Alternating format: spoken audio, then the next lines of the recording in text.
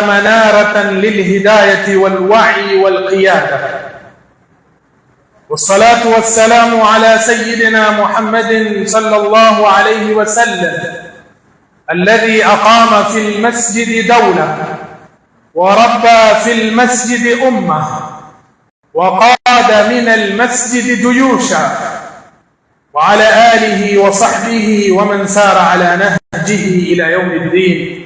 أما بعد، عباد الله، أوصيكم ونفسي أولا بتقوى الله، فلقد فاز المتقون. يقول الله سبحانه: إن للمتقين مفازا. baada ya kumhimidi Allah subhanahu wa ta'ala na kumtakia rehma bwana viumbe wetu Muhammad sallallahu alayhi wasallam, ndugu katika imani, kwanza kabisa na wahusia pamoja na kuhusia nafsi yangu juu ya kumcha Allah subhanahu wa ta'ala.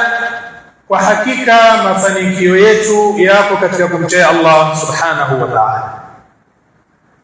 Katika masiku ya hivi karibuni mjadala umezuka hapa nchini Kenya baada ya maneno ya waziri wa afya Aden Duale aliposema ya kwamba watafanya kampeni ndani ya misikiti kwa ajili ya William Samoei Ruto. Watu wakapinga, baadhi wakasema, baadhi msiingize siasa msikitini kwa sababu misikiti ni kwa ajili ya ibada tu pekee na siasa ni mchezo mchafu. Ikhwani fillah, hapa ndio sisi tunataka kusimama waqfa sadiqa waia, kisimamo cha kweli na cha ufahamu wa ndani, kwa sababu hii kadhia si kadhia ya chama fulani au kampeni ya mtu fulani, bali ni kadhia ya kuufahamu Uislamu. Ikhwani fillah, kuna masala mawili lazima yafahamike. Je, yafaa kuzungumza siasa msikitini, na siasa ipi yafaa kuzungumzwa msikitini? Kwanza, kule kusema ya kwamba siasa haina mahusiano na msikiti ni kauli batil, sababu ya khalifu Qur'an na Sunna na sira ya Mtume sallallahu alayhi wasallam. Mtume sallallahu alayhi wasallam hakuwa mujarrad wa imamu anayeswalisha watu tu, bali Mtume sallallahu alayhi wasallam alikuwa kiongozi, mwanasiasa, akihukumu watu kupitia Uislamu, na alikuwa akiongoza umma. Mtume sallam akituma mabalozi, akiweka mikataba, na vile vile akiongoza jeshi, na yote haya yametoka katika msikiti. Msikiti katika zama za Mtume sallallahu alaihi wasallam ulikuwa ni sehemu ya ibada, ulikuwa ni sehemu ya kusoma taalim.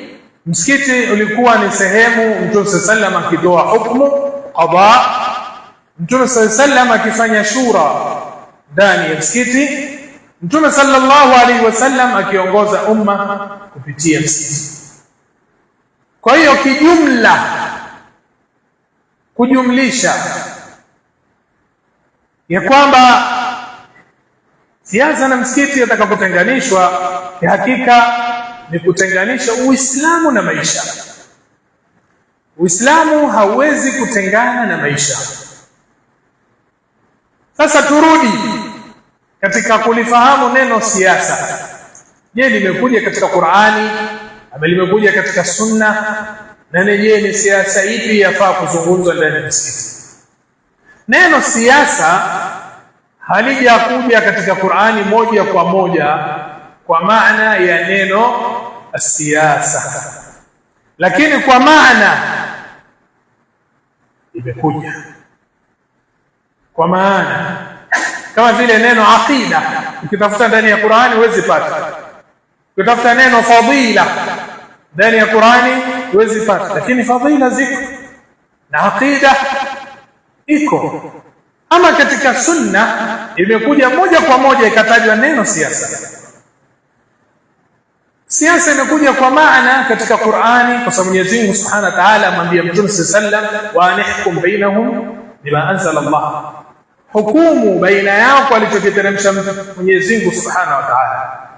Kuhukumu baina ya watu ni siasa, kwa sababu siasa, neno hili kilugha ukiangalia katika kamus, sasa yasusu siasa bimaana riayatu shuuni nnas. Siasa kwa maana ya kuchunga mambo ya watu. Hata neno raia ambayo tutumia Kiswahili, raia au ni raia wa Kenya, ni raia ni wale wenye kuchungwa. Rai ni mchungaji, kullukum ra'in wa kullukum mas'ulun an ra'iyatihi, kila mmoja ni mchunga na kila mmoja ataulizwa juu ya raia wake, yani wale anaowachunga. Kwa hiyo al-imamu alladhi ala an-nasi ra'in, kiongozi ambaye yuko juu ya watu, anaongoza watu, yeye ni mchungaji. Wa mas'ulun an ra'iyatihi, na ataulizwa juu ya uchungaji wake na wale raia wake. Ndio katika lugha ya Kiarabu yule mwenye kuchunga mbuzi huitwa sais. Sais ni yule mwenye kuchunga na anaitwa sais. Kwa hiyo siasa kwa maana hii imekuja katika sheria, imekuja katika Qur'an. Mwenyezi Mungu Subhanahu wa Ta'ala asema, alladhina immakannahum fil ardi aqamu as-salata wa atau az-zakata wa amaru bil ma'rufi wa nahaw 'anil munkar, wale ambao tukiwamakinisha katika ardhi, yani tukawapatia uongozi, wanasimamisha swala, wakatoa zaka, wakaamrisha mema na kukataza mabaya. Hii ni maana ya siasa ambayo imekuja katika Qur'an. Ama katika hadithi ya Mtume sallallahu alayhi wasallam mashhur, Mtume sallallahu asema, kanat banu Israil tasusuhum al-anbiya kullama halaka nabiyyun khalafahu nabiy wa innahu la nabiyya ba'di fasatakunu khulafa. Wana wa Israil kanat tasusuhum al-anbiya, walikuwa wanasiasa wao wanaopeleka mambo yao. Sasa tumesema siasa kilugha ni riayatu shuuni nnas, lakini imekuja kiislahi. Siasa kilugha ni yule mwenye kuchunga, na kiislahi ni kuchunga mambo ya watu kwa mujibu wa Qur'ani na Sunna, riayatu shuuni nnas. Sasa Mtume sallallahu alayhi wasallam asema, kanat banu Israil tasusuhum al-anbiya, wakichunga mambo yao ilikuwa ni manabii wa Israeli. Kullama halaka nabii, anapokufa mtume, khalafahu nabii, anakuja baada ya mtume yule mtume mwingine. Yani wakati wa banu Israeli khalifa wa mtume alikuwa ni mtume, khalafahu nabii, anakuja mtume mwingine. Wa innahu la nabiyya ba'di, lakini baada yangu mimi Muhammad hakuna mtume mwingine. Sasa mtume Muhammad ndio mtume wa mwisho.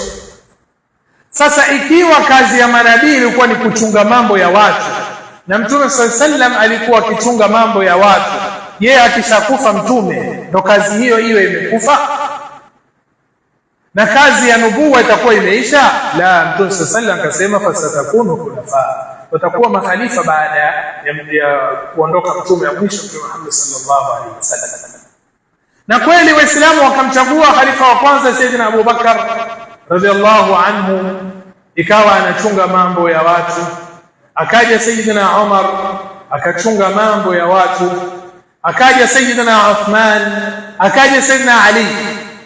Sayyidina Umar radhiallahu anhu ilikuwa na kazi gani? Ilikuwa ni khalifa, kazi yake kuu ilikuwa ni nini? Ni siasa. Na ndio Sayyidina Umar radhiallahu anhu wakati wake ilifunguliwa miji mikuu na sehemu kubwa. Misri ikawa chini ya daula ya khilafa Rashida, sehemu za Iran, Sham, kote kule zikawa chini ya daula khilafa. Kwa hiyo neno siasa kwa maana hii imekuja katika sheria, na hapa ndipo watakana tufahamu tofauti baina ya siasa ya Kiislamu na siasa chafu, ambao leo Waislamu wengi wamepinga, wakasema ya kwamba hatutaki siasa hiyo iletwe ndani ya msikiti. Kwa hiyo siasa katika Uislamu si kudanganya watu. Maana sisi tumezoea wanasiasa kazi yao ni kudanganya watu. Siasa katika Uislamu si kununua kura. Siasa katika Uislamu sio ukabila. Huyu kabila langu na huyu kabila langu, na kila mmoja aanze kukuza ukabila.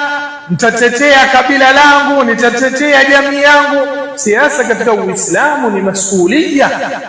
Siasa ni riaya, na kila mmoja ataulizwa mbele ya Mwenyezi Mungu Subhanahu wa Ta'ala.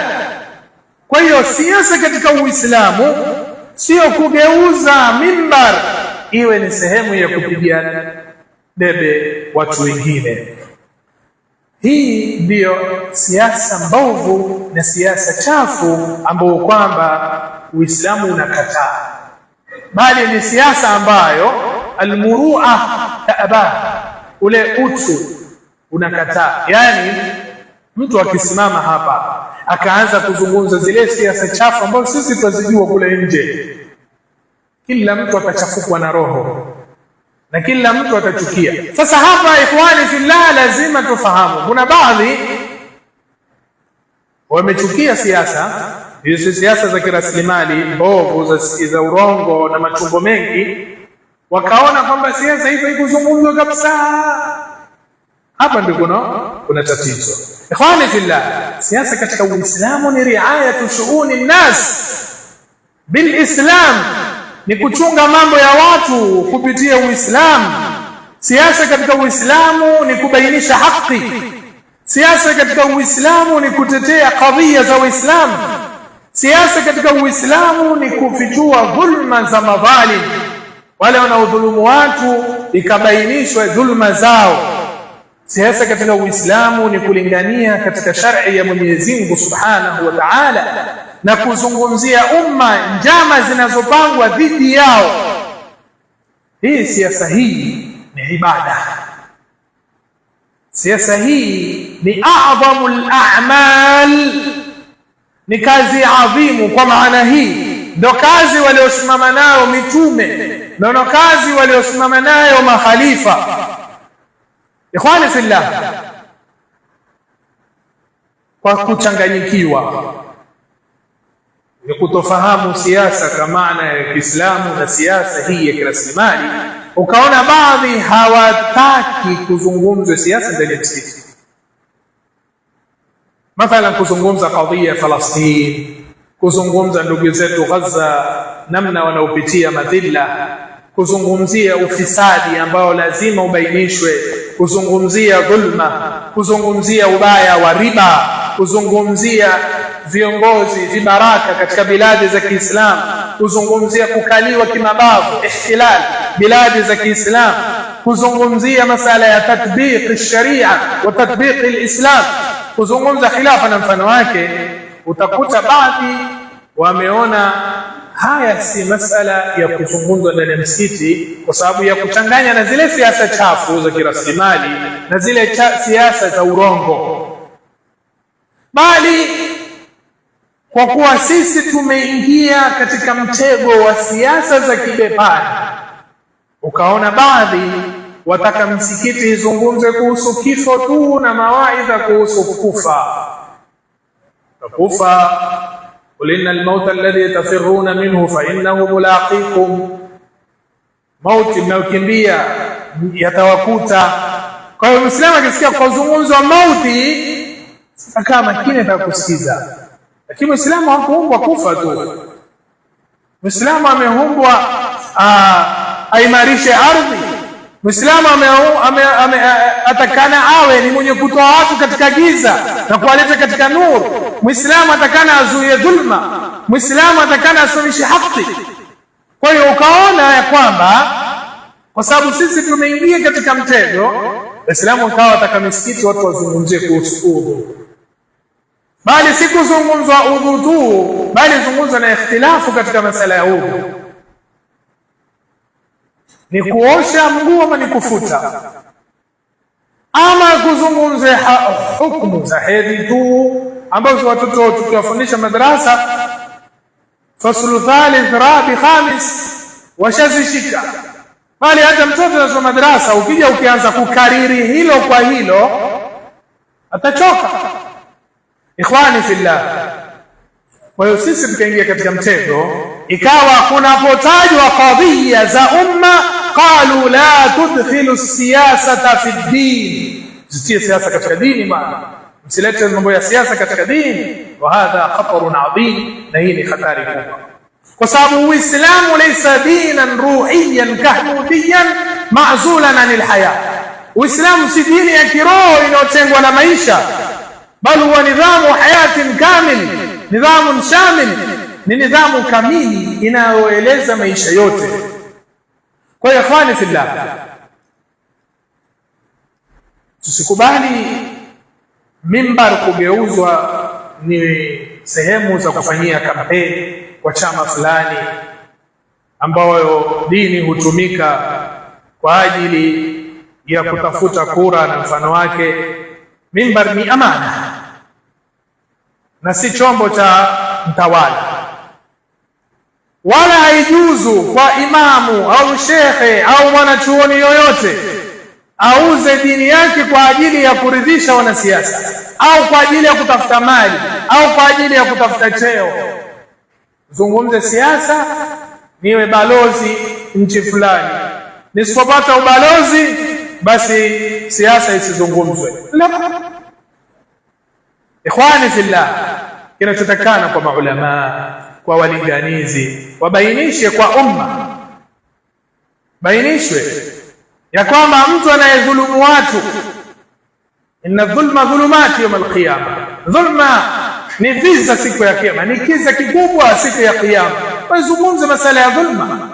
Leo watu wanazungumza, jamii yetu haina barabara, jamii yetu ina ukame, watu wangu wana matatizo haya na haya, kisha ikatafutwa katika hilo watu wakusanya pesa mpaka tukaona wasiokuwa Waislamu watuingilia sisi Waislamu, wasema kwenu nyinyi Waislamu haramu ni nguruwe tu, nyinyi nguruwe tu ndo haramu, lakini pesa ya umma ni halali kwenu. Islamu piga kanzu kubwa na joo kubwa, enda haji, afanya nini, ajenga msikiti, lakini pesa ameichuma kwa njia ya haramu. Milioni 30 ajenge barabara, ametumia milioni 10, 20 amezitia mfukoni. Hii ndio dhulma ambayo yafaa kuzungumzwa. Anayenyakua mali ya umma, ikiwa mtu kuiba moto akaweka kwake ni haramu. Wewe binafsi, wewe mtu wa kawaida, mtu ambaye kwamba anaiba katika mali ya umma akajinufaisha yeye. Kwa hiyo lazima izungumze masala alwala walbara, na kuzungumza kimataifa yale mambo ambayo kwamba yanawafika Waislamu, kama vile ambayo kwamba biladi watu wanaungana na maadui wa umma wakawafungiza ndugu zetu katika Gaza na biladi za Kiislamu. Ayuha alahibba fillah, katika mambo hatari zaidi aliyofanya mkoloni katika biladi za Kiislamu ni kutenganisha baina ya dini na siasa, na akawa ni mwenye kutufundisha ya kwamba Uislamu ni mujarrad wa ibada peke yake, na tukazoea hilo, na sisi tukawa tunataka dini yetu iwe kama ya Kinasara ama Kibaniani na mfano wa dini zingine ambazo si mfumo wa maisha, bali Uislamu ni nidham shamil, ni mabda. Uislamu ni mfumo tofauti na dini zingine za kiroho.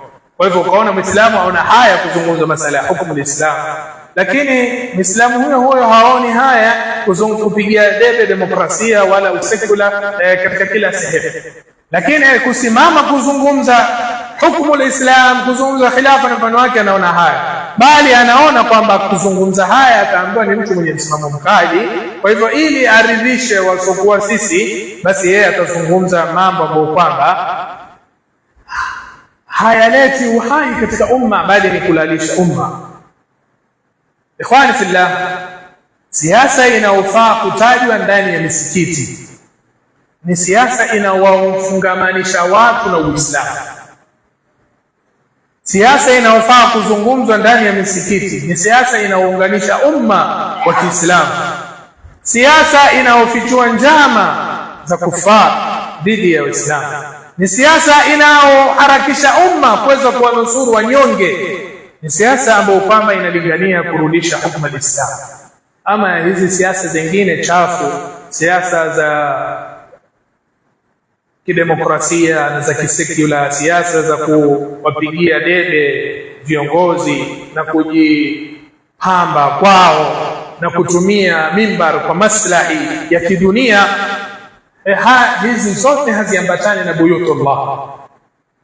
Kwa hivyo ikhwani fillah, ittaqullah, mcheni Mwenyezi Mungu Subhanahu wa Ta'ala, na tufahamu kwamba umma wa Kiislamu leo hauna mapungufu ya mali wala idadi wala nguvu, bali umma wa Kiislamu umepungukiwa na alwa'i siyasi alislami as-sahih, ule ufahamu wa kisiasa wa Kiislamu ambao walikuwa nao Mtume sallallahu alaihi wasallam, walikuwa nao khulafa rashidin, nao wakafuatia waliofuata huu ufahamu waliokuwa nao, wakaweza kuhukumu na wakaweza umma kuwanyenyekea wakawa chini yao. Haya ndio matatizo ambayo kwamba leo umma umekuwa na matatizo haya. Kwa hiyo umma umekuwa unapelekwa na siasa za kimagharibi, uchumi wanapelekwa na uchumi wa kimagharibi. Siasa zao ni siasa ambazo kwamba zinaongozwa na magharibi. Ukiangalia katika biladi za Kiislamu, nidhamu ya kijamii ni nidhamu ambayo kwamba haitokamani na Uislamu. Usalama wao wa ndani na wa nje hautokamani na Uislamu. Kwa hiyo wajibu kwa maulama na walinganizi warudishe msikiti kwa dori yake ya kwamba ni daur al-qiyadi, sio sehemu inaonyamaza juu ya kadhia ya Uislamu. Mambo yanatokea, mambo yanapitia umma na umma haujui chochote. Nikimalizia, Mtume sallallahu asema afdalu al-jihad kalimatu haqqin inda sultanin jair, jihadi bora ni mtu kusema haki mbele ya kiongozi dhalim, mbele ya kiongozi ambao kwamba ni bepari. Kwa hiyo ikhwani fillah, mimbar si sehemu ya kunyamazia dhulma, bali ni sehemu ya kuzungumza haki. Kwa Mwenyezi Mungu Subhanahu wa Ta'ala arudishe umma katika dini yake raddan jamila. Kwa Mwenyezi Mungu Subhanahu wa Ta'ala ajalie misikiti yetu ni mimbar za haki na uongofu. Kwa Mwenyezi Mungu Subhanahu wa Ta'ala atupatie istikhlaf katika ardhi. Aqulu qawli hadha wa astaghfirullaha li wa lakum. Astaghfirullaha